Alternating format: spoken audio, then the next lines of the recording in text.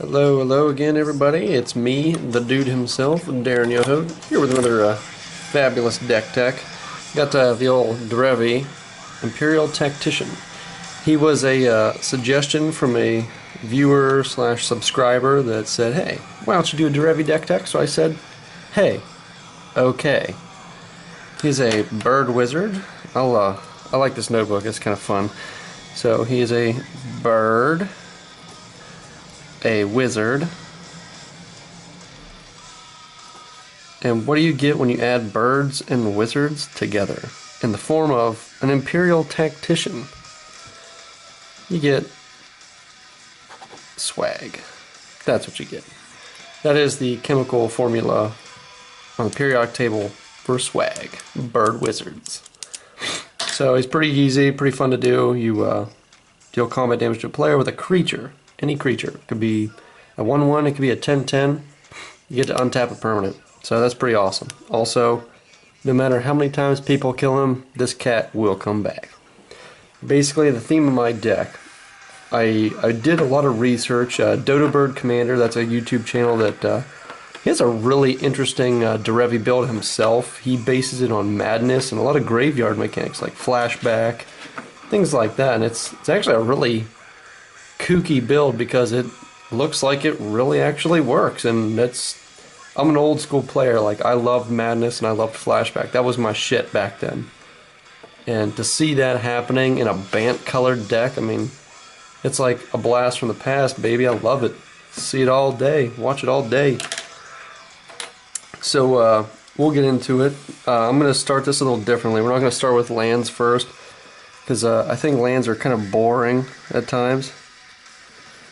Got one of my son's broke-ass crayons because the kid loves to eat crayons, so, you know, to each their own, you know. Everybody's got their own special flavor. His is purple, or whatever it is. It's violet purple.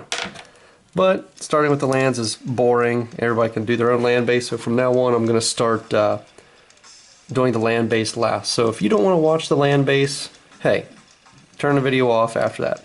So our creatures, we have an even 30 creatures. My idea for this deck is to run it a lot like I would an Edric deck. Edric puts out a lot of little 1/1s, at least my build did. Puts out a lot of little 1/1s and wants that little combat trigger of drawing the card. It doesn't matter if it's 1 damage or 10, he just wants the draw card trigger. Well, that's all we want. We want the untapped triggers. This deck's all about the triggers. So I run, I don't quite run the Edric amount of little guys, but it's very similar. I want to say I have like 8-ish 1/1 flying creatures, or 1 mana 1/1s with evasion. I have a few. Got the old Flying Men, it's Raining Men, Spire Tracer, Triton Shorestalker. Also with this, I wanted to try to evade flying at all possible. Like, this one's unblockable, that one can't be blocked unless it's a flyer.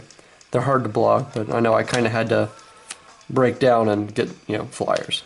Things that are as hard as possible, hard as fucking humanly possible, or hard as human bird wizardly possible to block.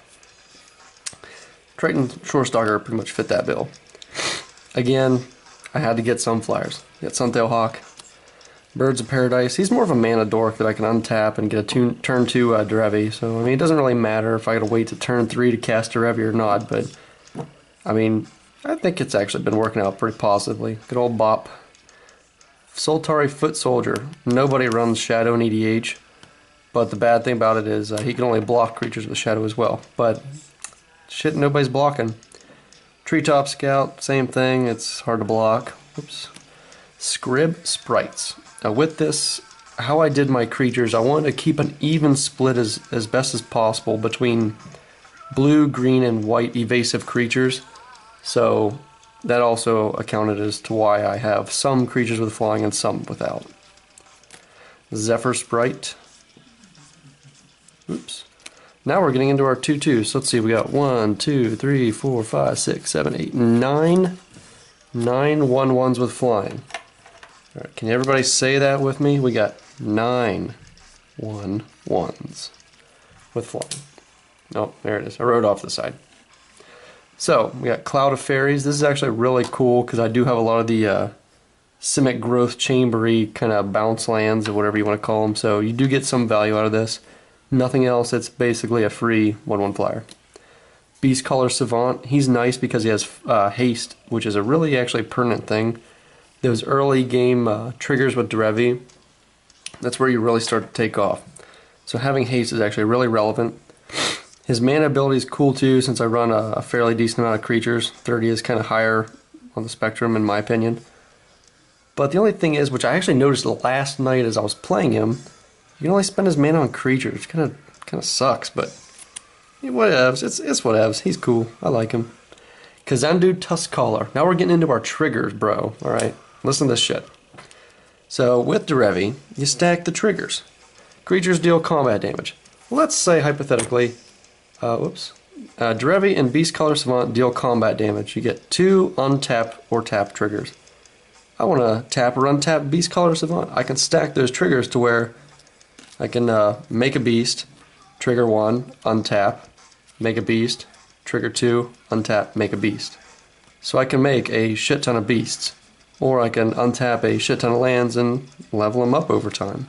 So he's a really awesome and very underrated powerful creature for this deck. Stacking them triggers all day, you'll shit out 3/3s. An army of 3/3s is still an army. Mirror Entity is a very, very unique card for this build. I do run cards like Meekstone, so that allows me to keep all my 1/1s with flying and make it harder for other people to play their big stuff and use their big stuff. And I can also make my 1/1s really big. So yes, they're going to untap on my upkeep because they're really 1/1s. This only into 1 a turn. So it's actually really cool. It's kind of a game-winning condition. Edric. I get Edric going and it's going to be a hellacious game for me, even if he doesn't attack. All I need is 2 or 3 good creatures that are evasive and can deal some damage, and I'm set. I'm drawing cards. People are kind of avoiding me because they want to draw cards. Everybody loves cards. Everybody loves. We'll draw a heart and a heart. Cards. That's with a Z. Cards with a Z, bro. Everybody loves cards. So, Edric's super fun. A lot of times, my only tutor, I'll either tutor for one of 2 things. Either Dryad Arbor or with Green Sun Zenith. It's Green Sun Zenith. GSZ. I'll go get freaking Edric or Dryad Arbor, depending on my opening hand. It depends. So we got Brimaz, King of Oreskos. He's a very decent early game to mid-range creature that he can hold his own. I mean, 3 mana, 3/4 with Vigilance, that's good. But he poops out tokens, and tokens are actually very relevant in this. So he fits the bill very nicely. Rex Sage. I kind of am more partial to this than Acidic Slime, even though the slime has a little more versatility, especially in a commander type format. But he's cheaper, so I'll take that. Trigon Predator. Gotta hate on them artifacts, bro. Somebody plops down a card like Sphere of Safety, Propaganda, Ghostly Prison, and it's really gonna wreck our shit. So we're gonna make sure we take it off the field ASAP. Eternal Witness. Early game, get some back. Azusa Lost But Seeking. I do run a lot of combat damage based draw as kind of like Edric and Bite into Thassa and what's the other one? Coastal Piracy. So when my creatures deal combat damage, and they're going to hit because they're evasive, I'm going to be drawing a ton of cards, and she helps me unload my hand and refuel for the next round. And along with that, stacking them triggers, I untap my lands after I draw a bunch of cards. That way I have a lot of information. I can know exactly how many lands I need to untap, how many I can play. Sky's the limit. Just crack the throttle on that baby. Clever Impersonator. He's clever, so I thought he deserved a slot. Sakashima the Imposter. He's a little more clever than the Impersonator. He is the #1 imposter. I think an imposter is better than an impersonator, but that's just me. He is awesome for, just cloning my own general, because that means I get 2 triggers per creature dealing combat damage. That can get sick as fuck, let me tell you. That can get sick. Somebody else got something better? Clone that. It's not like it's permanent because you can pay for it and return to your hand. Stoic Angel. lets you lock down the board. Now, a lot of Derevi decks can be very nasty and very unfun to play. I do take that into consideration. You want your decks to be fun. You want people to want to play them. They gotta be fun. This is more fun. It's not as douchey like Winter Orb or something like that where you're just completely locked out. Stasis, that's another one that I passed up. I didn't want to do that. But this is a very, very, very fair version of any of those. I mean, it's killable, it's a creature, it's not that great other than its ability going good with my general. It's not that great. So, people want to bitch about that, let them, because if they can't deal with a fucking pretty vanilla Bant creature, then your shit sucks. Oracle Moldiah, kind of just a good green creature, helps gain some card advantage, gives me information on my top deck, allows me to play extra lands.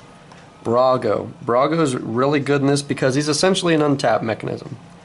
When I have things like a Stoic Angel out locking down the board and I'm able to connect with Brago, he blinks all my stuff into play and allows me to untap them. I mean, they're untapped. And I also get, an extra free trigger with him, which that's not really that menacing in any way, but it's still something, Gotta get that value. Value. That's Brago. Value. Value Town. Acidic Slime.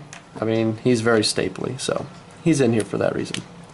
Mercfiend Liege. He's in here for strictly the untap. I have a lot of untap mechanisms in here, so that way I don't have to waste Derevi's untap triggers on my creatures. They can untap themselves, whether it's be Brago or him or something else.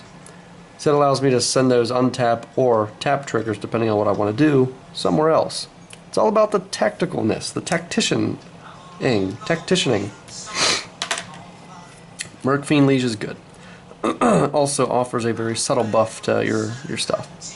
Seedborn Muse, he is a powerhouse. Now that Prophet of Kruphix is banned, which this deck was better when Prophet was in, I took Prophet out and it's just as good. We're not lacking on any fronts there.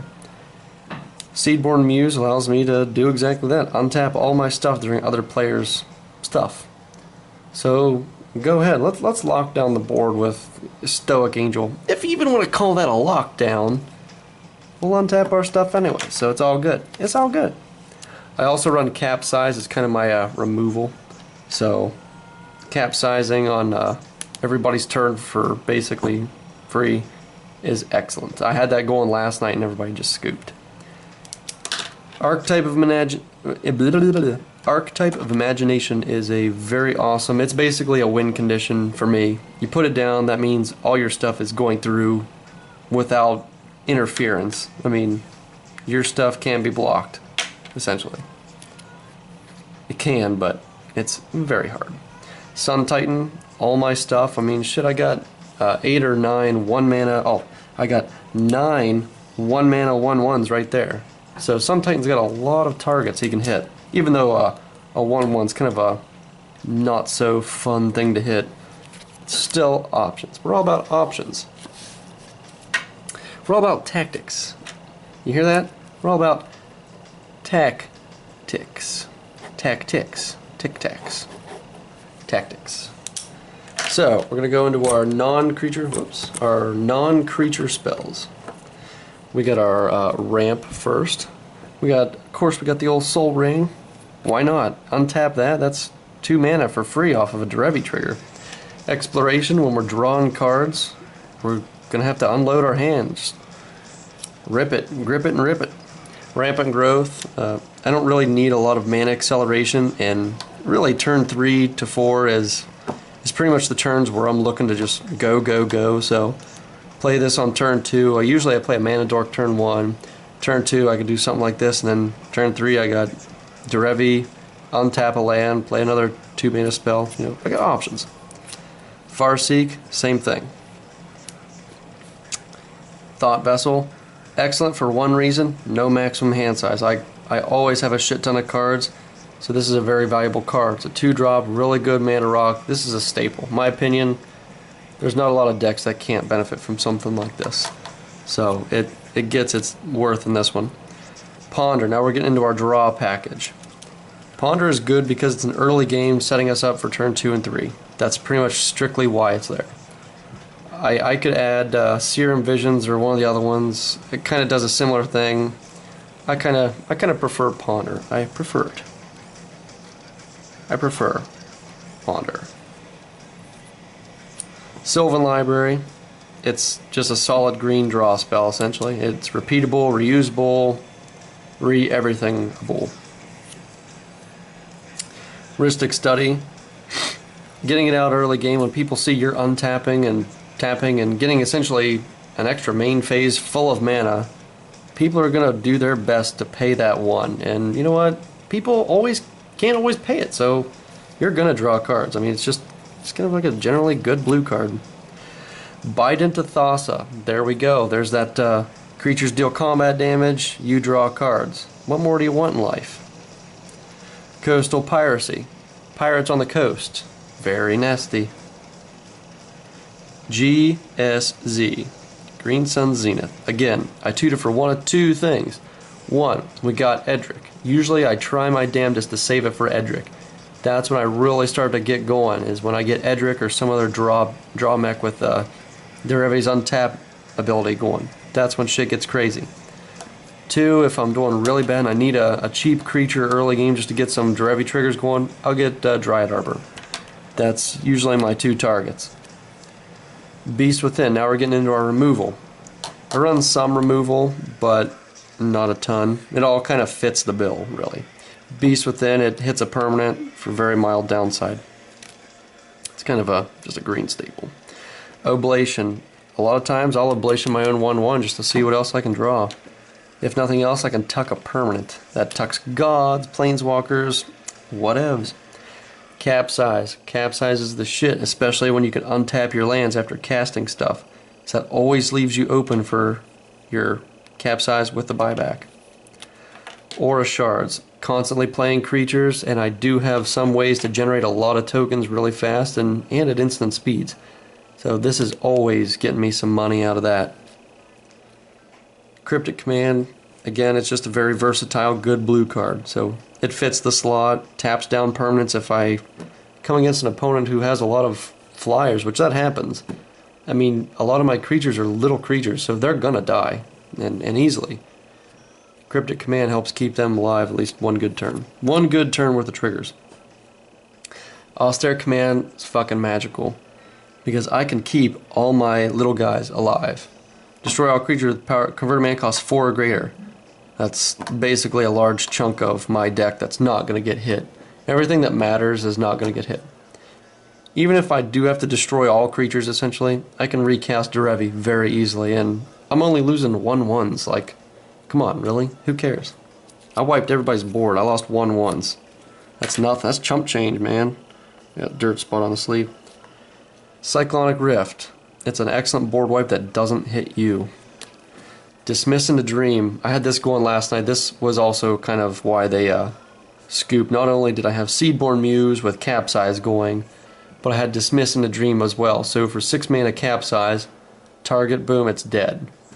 Also, Derevi triggers. I can tap or untap target creature. Or, well, permanent, but creatures. I target an opponent's creature, boom, it's dead. Target, boom, it's dead. Target, boom, it's dead. Comes a fucking machine gun of Feathered Fury and Wizardly Godliness when Dismiss into Dream comes out. Feathered Fury and Wizardly Godliness. It's epic shit. Dismiss into Dream is a very, very awesome and underrated junk rare. It's super good. Now we're getting into my untap mechs. Garruk Wildspeaker untaps 2 lands or puts out a token. And his overrun effect is also very relevant. Sword of Feast and Famine. It untaps my lands, that way I can send my untapped triggers with Derevi somewhere else. Bear Umbra. Same thing. Really? What I do with this? I'll put it on something like Edric. Or something else, because if Derevi dies, who fucking cares? I'll recast him. You don't want to kill Derevi because you know it's pointless. It's a waste of time. But with this, I'll put it on something else. Like Edric is usually a prime target. Sometimes things with evasion, like the Archetype of Imagination, I'll put it on him. Something I actually don't want to die. It attacks, I untap, Derevi triggers, I tap or untap. It gets crazy. Nature's Will. All I need is one creature to deal combat damage, and I untap all my lands. Triggers, stack the triggers. Stacks. See, look at this. I'm going to write down right here. Stacks. That's an X. Stacks. Stacks them triggers. Stack the triggers, untap all your lands, tap all everybody else's stuff. Or untap your creatures. Untap whatever you want. Spirit's Bond is super cool because it's almost like you get a free token. I play this turn 2. I cast Derevi turn 3.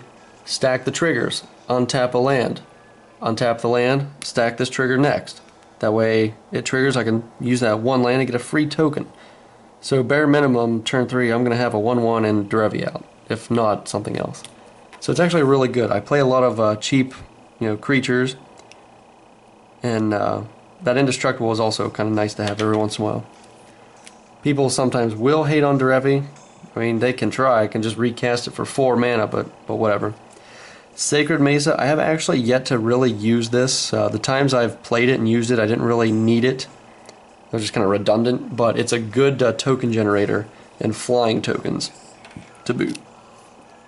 Also, I don't have to sacrifice Sacred Mesa until the beginning of my upkeep, so whenever I cast this, I always wait until I have 2 mana open, so that way I can do it on the end of somebody's turn, so that way there's very minimal time that I'm sitting out there with no Pegasus tokens.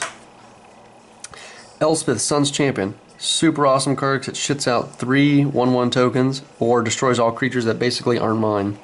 Because all my creatures suck and are wimpy 1/1s. Squirrel Nest. Again, stacks. Stack the triggers. Stacks, stacks, stacks.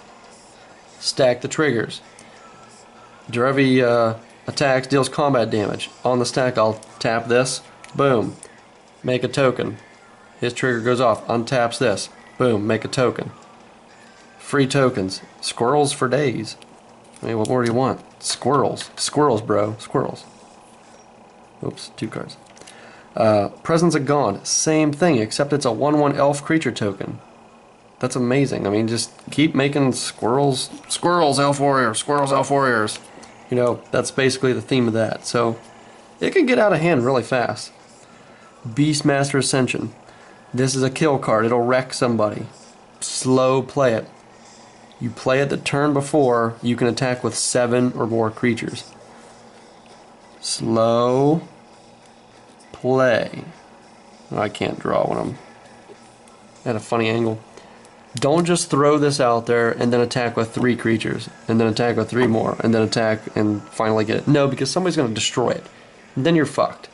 Play this when you can attack with 7 creatures or more. You play it, you attack, it gets the thing. The trigger goes off, and they're dead. That's basically all there is to it. That's how you correctly play this. Cathar's Crusade. I'm playing all them 1/1s. Brago's triggering, buff that shit up. I have killed somebody with commander damage with Derevi, because I would blink all my 1/1s with Brago. Everybody except Derevi. And he got so many counters, I was general damaging out people with Derevi. It was pretty epic. Meekstone. This will really put a wrench in people's plans because all your stuff's freaking 1/1s or 2 power creatures. I mean, your creatures are very weak on the spectrum of commander creatures. Meekstone makes it so those other big creatures that are bigger than your 1/1s or your little bird wizard tactician just can't be used. Lightning Greaves, keep something alive. Very simple, very quick, and you can play it turn 2, Derevi turn 3, and get 2 Derevi triggers and untap 2 lands on your 3rd turn. Pretty cool, pretty cool. Druid's Repository, amazing. Every time something attacks, you get mana. Boom, mana. Boom, mana. Boom. For free. All you gotta do is attack. And you know what you're doing? You're attacking left and right in this deck. So every time you attack, you get free mana. What more do you want than free mana? It's free. It's free! Alright. Oops, I bumped the camera again. So, now we're going to get into our lands. So if you're bored, feel free to cut out now. If you don't care about lands, I don't blame you. It's kind of lame.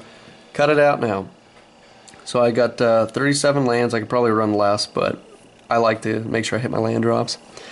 I got 5 of each basic. 1, 2, 3, 4, 5 white border forests. 5 white border islands. 1, oops, 2, 3, 4, and 5. And what do you guess? 5 white border plains. 1, 2, 3, 4, 5. Now we got Hinterland Harbor. We're going to kind of go by color pairs. Hinterland Harbor, Breeding Pool, Yavimaya Coast, Simic Growth Chamber, which is awesome because when Derevi untaps target permanent, that gets me 2 mana versus something like this that would just give me 1. Sun Petal Grove, Brushland, Temple Garden, Selesnya Sanctuary. There we go with them Mounts lands. Azorius Chancery, Hallowed Fountain, Addarkar Wastes. It's an old school one. It's OG. Now we're getting into kind of the lands that kind of can get me any kind of color I want. I kind of consider this the taps for any color mana. Flooded Strand essentially gets me what I need. Now the thing about Derevi is I have to have a dedicated 1, 2, 3, one of each of those colors. So you got to keep your colorless sources to a bare minimum. Colorless lands, minimize that shit, or else it will kill you. You won't get Derevi out on time, you'll miss your colors for your creatures, and you're going to lose. So make sure you keep your colorless sources to a minimum. Flooded Strand, Seaside Citadel, Windswept Heath, Command Tower, oops, Reflecting Pool, Dryad Abba, that's at tutorable creature land. Now our colorless lands, I tried to keep it to a minimum. Some are pretty much necessary. Reliquary Tower, that's a necessity. Thawing Glaciers, again, we're going back to the stacks principle here. Stack them Derevi triggers. You can activate it, and then when Derevi deals combat damage, target this, untap it, activate it again, and tutor for multiple lands in the same turn. I did this with frickin' Omnath the Rage Locust, and it's fucking amazing. I mean, it'll blow your mind, bro. Tripping balls. Blinkmoth Nexus, it's a creature and a land. Inkmoth Nexus, it's an infect creature and a land. And then, of course, Temple of the False God. So, let me know what you think. Derevi is a super fun general. He's quite powerful and can get out of hand very fast. If you guys have any other kind of generals you want me to try to do, let me know in the comments, and I'll see what I can do and try to come up with a deck. And if you love it, great. If you hate it, great. I'm also going to include a link to this deck on the Tapped Out website. Something new I'm doing, so that way all you gotta do is click on the link, and you guys can get the list without having to watch me talk and video. But of course you do want to watch me talk and video because you like me. You don't like me, you love me. Alright, see you guys later. Thanks.